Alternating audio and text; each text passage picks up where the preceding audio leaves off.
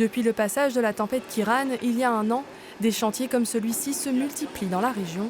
Objectif, sécuriser le réseau électrique dans les zones boisées. Le but, en fait, ça va être de transformer cette ligne aérienne en réseau souterrain. Donc on vient déposer du réseau souterrain sous la chaussée, enfin sous l'accotement de la chaussée, juste à côté de la chaussée. Donc concrètement, on tranche.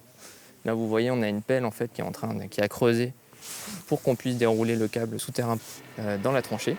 Dans toute la région, 1100 km de réseaux seront enterrés d'ici 2030. Un travail de longue haleine en prévision des dégâts causés par de futures tempêtes.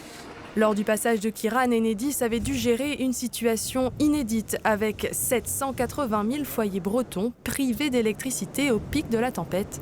Du jamais vu en Bretagne, mais pour s'adapter, enfouir les réseaux ne suffit pas. Il y a des zones très fortement boisées pour lesquelles c'est intéressant.